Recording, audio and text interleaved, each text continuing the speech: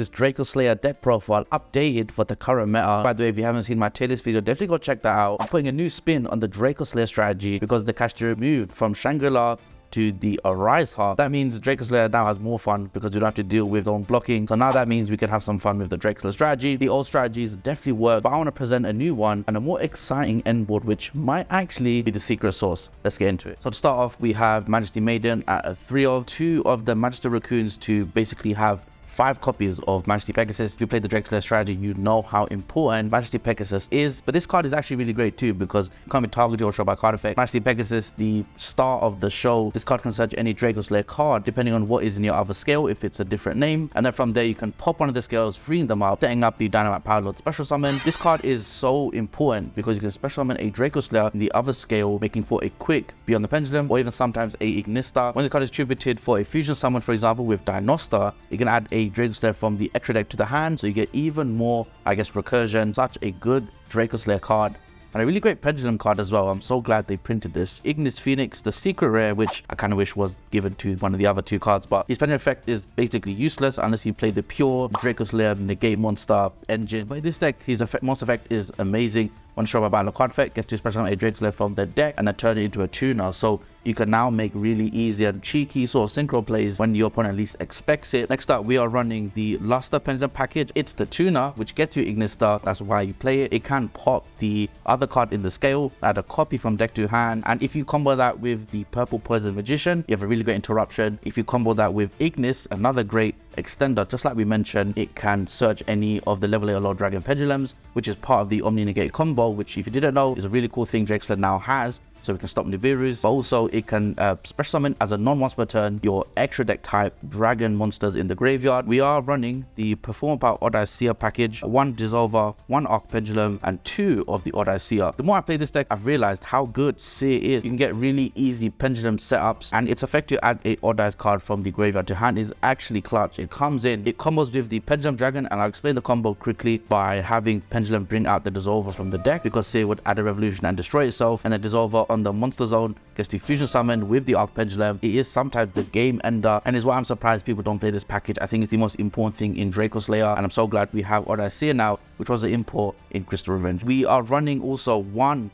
Harmonizing Magician, just 1, okay, and we're running 2 of the Purple Poison Magician. Harmonizing and Skullcrab Joker in the combo, you always end up wanting to search the Harmonizing. You only need it out 1 because you only want to search the 1 copy, and then run 2 Purple Poison for the Luster synergy, but also you don't want to draw it. And yeah, Purple Poison is such an MVP card. It can pop skill drains, it can pop floodgates, it can pop boss monsters. I don't know how I feel yet about running the engine at a 3, just 1 harmonizing 2 purple, but from my testing, from my gameplay, I think it's wicked. We're running the 1 Anti-Human Intelligence ME-PSY-A. This card is why I made this deck profile and why I want to share an updated version, a new techie Frankenstein version of Dracoslayer, because this card has a lot of potential with a specific card in the extra deck. So definitely stay tuned in the video for that reveal. Every time your opponent, I believe, summons a monster, an effect will trigger which would send it to the grave at the end phase. It's going to deter the opponent from doing anything, and you can cheat this card out from the hand, which you do search with the Magister Paladin. They're starting to see some wires connect, and the Pendulum effect is also not bad. It's a Macrocosmos for non-monsters, and it's a scale 0, which is one of the best things as well. We also need to respect Branded because that deck is terrifying. We're running 3 Ash Blossom to beat that. Sometimes the Ash Blossom hitting their Branded fusion literally makes them skip a turn, and you kind of win the game. But we want to make our life easy by doing that. Also, Book of Eclipse is in the meta now.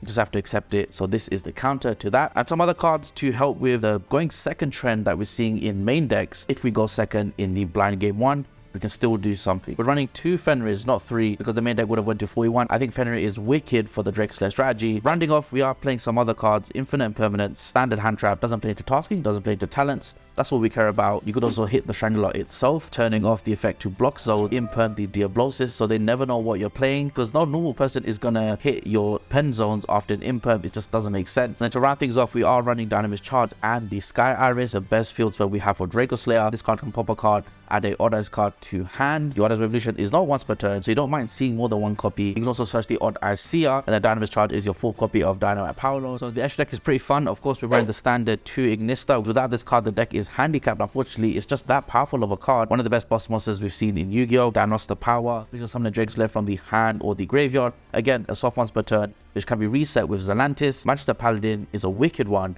because you can search a generic Pendulum monster at the end phase. And if you saw ME-PSY-A, because now we can search it, Magister Paladin can summon a Dracoslayer from the extra deck face up. So just make sure your arrows are, you know, in the right place. And we're running 2 of just really great Exceed monsters. Hope Harbinger is something we end on quite often. We can also stop Branded Fusion with Harbinger, and we can protect our Appaloosa from attack destruction. But as Vortex Dragon, this card is one of my favorites in the game. The fact it can add your Pendulum extra deck monsters back into your main deck to allow for Sky Arrows to search them, and it can bounce attack position monsters to the hand. This card on summon you have to pay 1200 as cost. Search any Pendulum monster from the deck to hand, which can search ME-PSY-A by the way, but usually end up searching the Harmonizing, the Odd Eye Seer, or the Odd Eyes Revolution Dragon. And then when 2 monsters with different levels are Pendulum summoned at the same time, you can now pop 2 cards on the field. Some other extenders, we have IP Masquerader, which you typically end on at the end of your combo. I like to run Underworld, but I just don't have the space for it in this version. Every single Dracoslayers deck, every single Pendulum deck is going to play her, and you can summon a Spellcaster from the hand or grave. So you can, in some weird cases, summon the Odd Eyes Dissolver. You actually play Nightmare Unicorn, and it's for a good reason.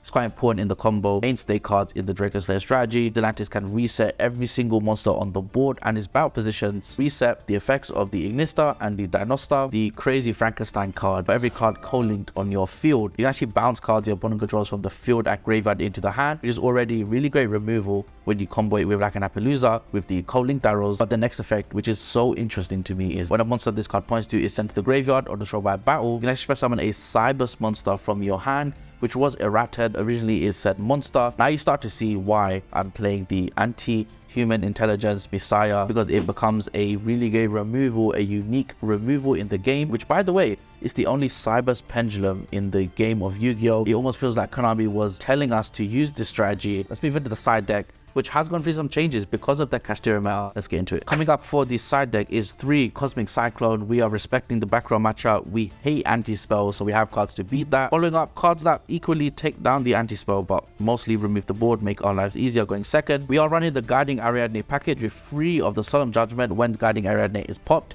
you can reveal 3 counter traps, and then your opponent chooses one for you to add to your hand. We have a Searchable Solemn Judgment, which is the craziest thing to say. Our end board does lose quite badly to Dark Ruler, so having a Solemn Judgment Searcher is so nice. Really easy to pull off in the deck, and it is a scale 3, which is even better. At the end phase, we will add cards to our hand with Magister Paladin. You can actually take out the Kaijus, the Spheres, the Lava Golems from the opponent's hand. A lot of crazy cards that kind of win games by themselves. We are running Call by the Grave, and we're running Zombie World, and we are also running the Secret Village of the Spellcasters. Just about any strategy in the game at the moment. Spells are running rampant. Tasking Thrust is insane. A card like Secret Village is so unfair, and you can search it of course with the Majesty Pegasus. I can always rely down the rest of Pankratops to save the day. It's almost like a pseudo Cosmic Cyclone, but also forces the battle phase. If the opponent, for example, has an IP on the field, they're going to be scared to let you go into the battle phase. They now get to force main phase effects, which is so important. If you're a Dracoslayer fan, if you're a Scarecrow fan, if you're a Utopia fan, stay tuned for next week as I release a pretty exciting video, and I cannot wait to show you guys what I'm going to bring as YCS London happens. And that being said, I'll catch you guys in the next one. Peace.